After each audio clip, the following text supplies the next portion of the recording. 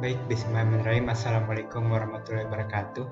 Jadi, perkenalkan nama saya Muhammad Hasar Tawakal.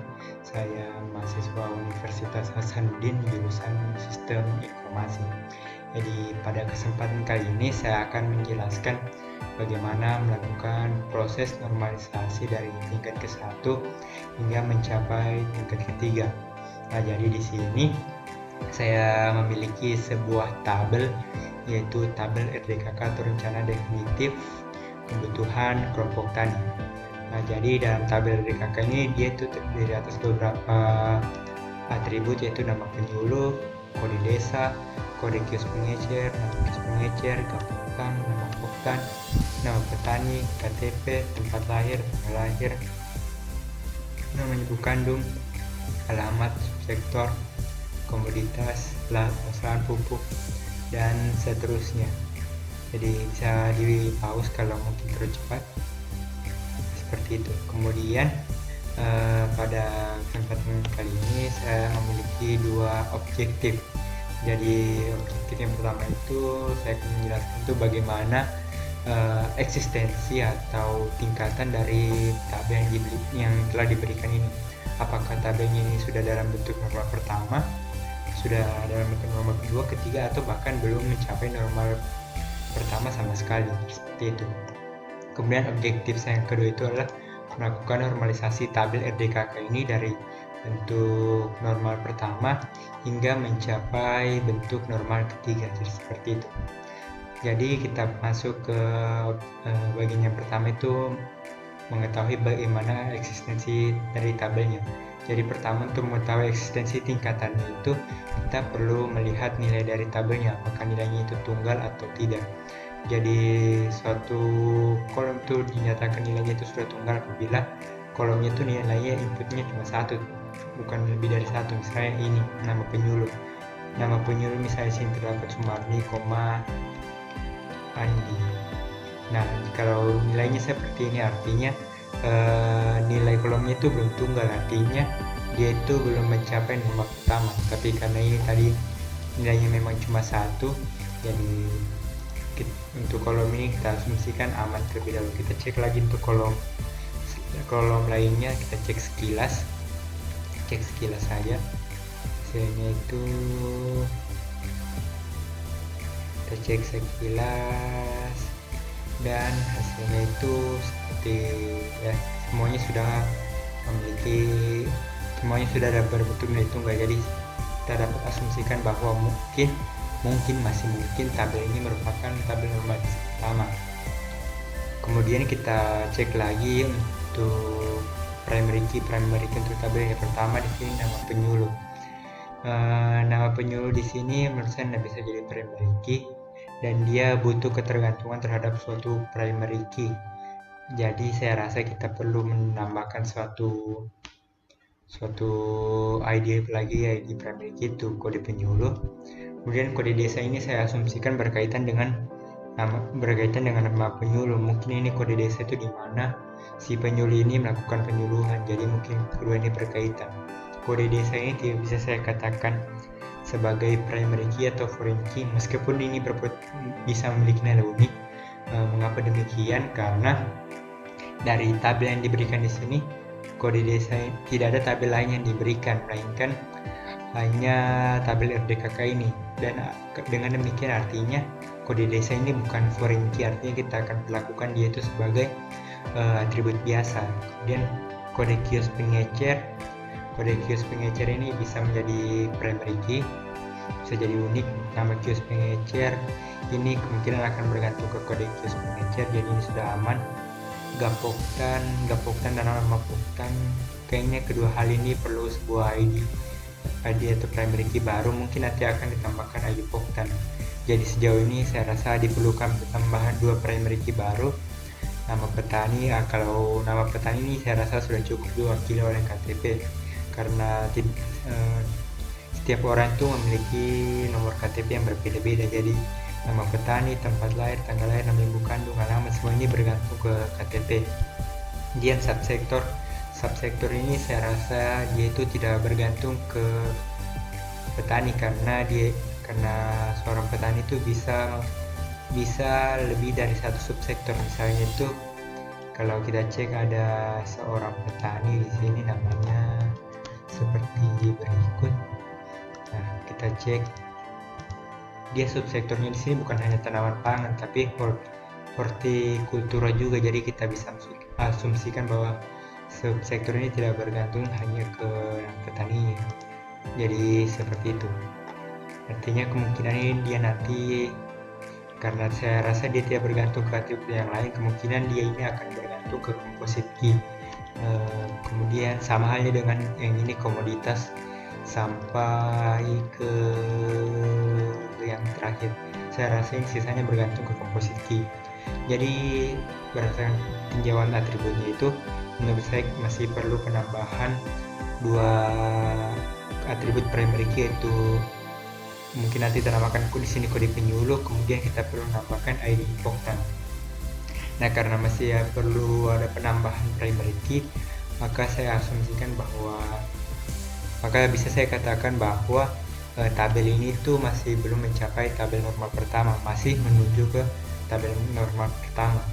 Kemudian juga nilai-nilainya di sini masih ada yang kosong, tidak ada inputan sama sekali seperti gapoktan, pupuk. Jadi nanti di normal pertama juga kita akan menangani nilai kosong ini. Jadi berdasarkan semua pengecekan tadi, jadi bisa dikatakan bahwa tabel DKK ini yang diberikan ini masih belum mencapai bentuk normal pertama, masih menuju ke sana. Jadi kita akan perbaiki sedikit. Nah, kita masuk ke proses normalisasi. Yang pertama itu normalisasi pertama. Nah, untuk normalisasi pertama tadi kita akan menambahkan 2 buah atribut baru, yaitu kode penyuluh dan juga ID poktan. Nah, bagaimana hasilnya? Hasilnya itu seperti ini. Di sini yang kuning ini artinya karena ini sudah dalam bentuk nomor pertama itu composite key. Jadi ini tabel saya sudah buat memang sebelum saya merekam. Jadi yang kuning ini artinya itu primary key. Nah, jadi tadi untuk normalisasi pertama itu kita menambahkan beberapa atribut. Jadi di sini saya sudah menambahkan kode penyuluh dan juga ID poktan. Jadi hasilnya seperti ini. Nah, kemudian juga di normalisasi pertama saya sudah di sini saya sudah mengisi untuk beberapa sel yang masih kosong atau tidak ada inputannya. Jadi untuk gapoktan di sini yang kosong saya berikan nilai 0, artinya tidak ada inputan yang diberikan untuk kolom gapoktan ini. Kemudian untuk seperti luas lahan, pupuk dan lain-lain di sini, apabila mungkin ada nilai kosongnya itu saya isi dengan tulis 0. Mengapa demikian? Saya asumsikan bahwa tidak ada inputan dalam kolom-kolom ini, artinya kolom-kolom itu nilainya 0, artinya tidak digunakan karena kan ini data petani. Jadi saya asumsikan bahwa 0 di sini artinya misalkan di sini pupuk NPK formula per kilogram. Saya asumsikan di atribut sini nilai 0, artinya selama masa tanam ini dia itu tidak menggunakan sama sekali pupuk NPK formula. Jadi dia jadi nilai kosongnya di sini saya tulis 0. Jadi seperti itu. Nah, jadi setelah menambahkan beberapa primary key baru dan juga memperbaiki nilai yang tidak ada inputannya, maka hasil normalisasi bentuk normal pertama itu hasil seperti ini. Nah, dan untuk tabel normalisasi pertama ini dia itu akan membentuk sebuah composite key yang terdiri atas kode penyuluh, ID poktan dan juga KTP. Jadi seperti itu. Nah, selanjutnya setelah kita berhasil melakukan normalisasi pertama, maka selanjutnya kita akan melakukan normalisasi kedua. Nah, apa syarat dari normalisasi kedua? Yang pertama itu tabelnya itu sudah dalam bentuk normal pertama. Nah, seperti yang kita lakukan tadi, jadi tabelnya ini sudah dalam bentuk normal pertama, jadi syarat pertama sudah terpenuhi. Kemudian syarat selanjutnya itu untuk atribut-atribut dalam tabel tersebut tidak boleh memiliki ketergantungan hanya kepada salah satu primary key. Artinya di sini untuk atribut-atribut non primary key ya. Jadi misalnya sini nama penyuluh itu tidak boleh hanya bergantung ke kode penyuluh. Ia harus bergantung juga ke ID Poktan dan juga KTP. Sama halnya dengan kode desa. Artinya setiap atribut itu harus bergantung ke composite key. Jadi tidak boleh hanya bergantung ke salah satu primary key saja. Nah, sekarang kita cek nama penyuluh ini tuh hanya bergantung ke kode penyuluh, tetapi dia itu tidak bergantung ke ID Poktan dan juga KTP. Nah, dari satu atribut ini saja kita sudah dapat mengatakan bahwa kolom ini masih perlu perbaikan. Nah, selain itu selain nama penyuluh, kode desa juga ini hanya bergantung ke kode penyuluh. Nah, nanti untuk normalisasi keduanya ini apa yang akan kita lakukan nanti, beberapa atribut nanti kita akan buat tabel baru sesuai dengan primary, di mana di primary key apa mereka tergantung. Misalnya nama penyuluh, kode desa, kode kios pengecer, dan nama kios pengecer. Mereka berempat ini semuanya bergantung ke kode penyuluh. Nah, nanti ini mereka akan dibuatkan tabel baru dengan kode penyuluh sebagai primary key-nya. Jadi seperti itu. Nah, nanti bagaimana bentuk relasinya? Nah, relasinya itu akan jadi seperti ini. Nah, jadi dari awalnya tabel RDKK, jadi awalnya cuma satu tabel saja, nanti akan terpecah menjadi 4 tabel. Nah, jadi tabel yang pertama itu ada tabel penyuluh dengan primary key kode penyuluh, di mana atribut-atribut yang bergantung ke kode penyuluh itu nama penyuluh, kode desa, kode kios pengecer, nama kios pengecer. Kemudian tabel yang kedua ada tabel Poktan dengan primary key ID Poktan, nama Poktan, dan angka Poktan. Kemudian ada tabel yang ketiga itu dengan nomor KTP sebagai primary key, dan yang atribut yang bergantung ke nomor KTP itu nama petani, tempat lahir, tanggal lahir, nama ibu kandung, dan juga alamat. Nah, nanti di tabel RDKK nanti semua nilai-nilai yang bergantung tersebut yang bergantung ke primary key akan diwakili oleh primary key masing-masing. Jadi atribut misalkan di tabel petani, tabel dari atribut nama petani, tempat lahir, sampai alamat itu dihapus dari tabel RDKK karena sudah bisa diwakili oleh nomor KTP. Nah, jadi atribut-atribut yang tersebut akan dihapus dari tabel RDKK dan diwakili oleh primary key-nya. Sama halnya dengan atribut di tabel penyuluh dan juga tabel Poktan. Nah, hasil normalisasi keduanya itu seperti apa? Ya, kita akan mulai dari tabel penyuluh. Nah, tabel penyuluh yang dihasilkan adalah seperti ini. Nah, jadi bisa dilihat bahwa terdiri atas kode penyuluh, nama penyuluh, kode desa, kode kios pengecer, dan nama kios pengecer. Jadi bisa dilihat, jadi tabel penyuluh itu terdiri atas kode penyuluh, nama penyuluh, kode desa, kode kios pengecer, dan nama kios pengecer. Kemudian setelah itu tabel yang kedua yang dihasilkan itu tabel Poktan. Nah, di sini tabel Poktan juga sudah berhasil dibuat. Tabelnya itu nama Poktan dan ke Poktan, ID Poktan, di mana primary key untuk tabel ini itu ID Poktan. Kemudian tabel ketiga yang dihasilkan itu tabel petani. Jadi di sini kita sudah berhasil membuat tabel petani juga, yaitu yang dimulai dari nama petani, KTP, hingga alamat, dengan primary key untuk tabel petani itu KTP. Kemudian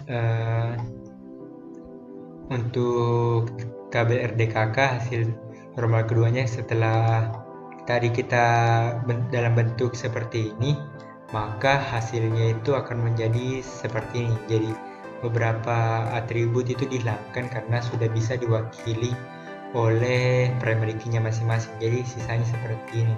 Jadi sisanya ini semuanya itu bergantung kepada composite key. Jadi subsektor ini bergantung kepada ketiganya, komoditas ini bergantung pada ketiganya, luas lahan dan lain-lain bergantung kepada ketiganya ini.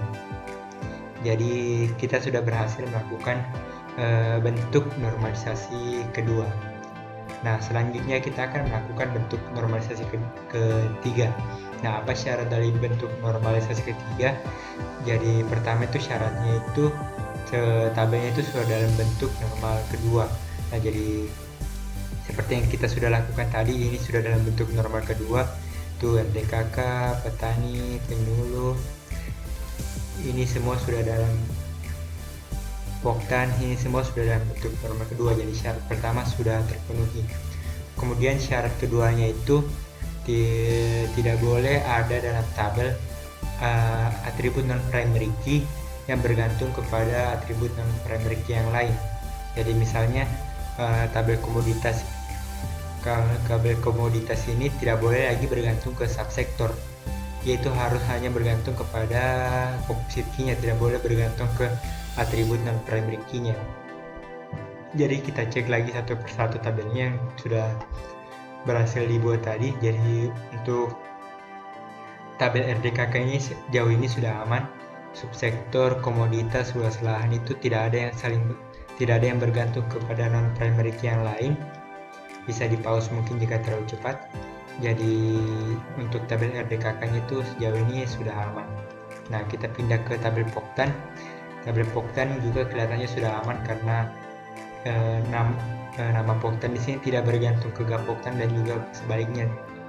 Gapoktan tidak bergantung ke nama Poktan. Jadi semuanya di sini hanya bergantung ke ID Poktan. Jadi di sini sudah aman. Kemudian petani.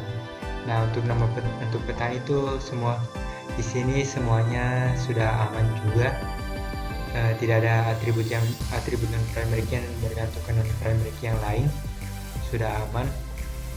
Kemudian kita pindah ke penyuluh. Nah, di sini kode penyuluh, nama penyuluh, kode. Nah, di sini ada atribut non-primary key yang bergantung kepada non-primary key yang lain, yaitu di sini nama kios pengecer dan ke kode kios pengecer. Jadi bentuk hasil normal kedua kita tadi belum bisa dikatakan sebagai bentuk normal ketiga. Nah, apa yang akan kita lakukan untuk normalisasi ketiga? Jadi untuk atribut non-primary key yang saling bergantung ini, atau istilahnya itu adanya ketergantungan transitif. Jadi nanti akan dibuatkan lagi tabel tersendiri untuk kedua atribut ini dengan kode kios pengecer sebagai primary key-nya, karena ini kelihatannya berpotensi sebagai primary key. Nah, jadi hasilnya seperti apa? Nah, kode kios pengecer nanti yang nama kios pengecer nanti hasilnya itu seperti ini. Untuk saya jelaskan dulu relasinya. Nah, tadi awalnya kan kita memiliki 4 tabel seperti ini. Nah, nanti tabel penyuluh ini akan membuat lagi tabel baru, yaitu tabel pengecer. Nah, jadi nanti tabel pengecernya itu terdiri atas parameter kode kios pengecer dan nama kios pengecer. Kemudian di tabel penyuluh itu nanti kode kios pengecer ini menjadi foreign key, dan nama kios pengecer akan hilang dari tabel penyuluh karena sudah bisa diwakili oleh kode kios pengecer pada tabel penyuluh. Jadi seperti itu relasinya. Nah, sekarang kita akan coba buat tabelnya. Jadi tabelnya itu hasilnya itu akan seperti ini. Nah, hasilnya seperti ini.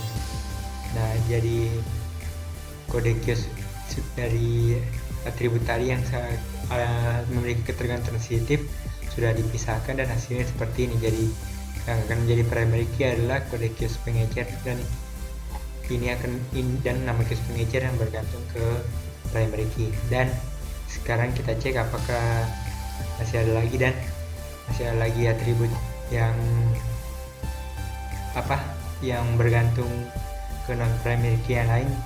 Nah, karena tadi kita sudah buatkan tabel yang baru, maka ini kita hapus dari tabel penyuluh. Nah, jadi hasilnya seperti ini. Nah, jadi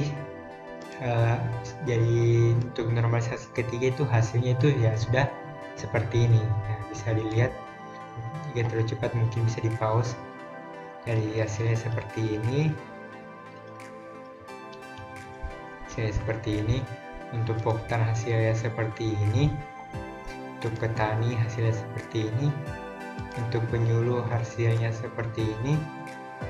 Dan untuk pengecer hasilnya seperti ini. Nah, dengan demikian kita telah berhasil melakukan normalisasi ketiga, dan juga secara langsung kita juga telah berhasil melakukan normalisasi untuk tabel RDKK dari normal ke-1 hingga normal ke-3. Nah, bisa kita lihat perbedaannya seperti apa. Di sini kita lihat dari awalnya yang memiliki atribut seperti ini. Bisa dilihat. Mungkin bisa di-pause jika terlalu cepat. Hasilnya seperti ini, kemudian hasilnya itu menjadi seperti ini. Tabel RDKK-nya itu seperti ini. Kemudian tabel faktanya itu seperti ini, tabel pertanyaan itu seperti ini, dan tabel penyuluh seperti ini. Nah, karena kita telah berhasil melakukan normalisasi ketiga, maka kedua objektif untuk pada kesempatan kita kali ini juga sudah terpenuhi. Dengan demikian, maka berakhir pula pemaparan dari saya. Nah, semoga pemaparan saya bisa bermanfaat. Lebih dan kurangnya mohon dimaafkan. Wabillahi taufiq wal hidayah. Wassalamualaikum warahmatullahi wabarakatuh. Sampai jumpa.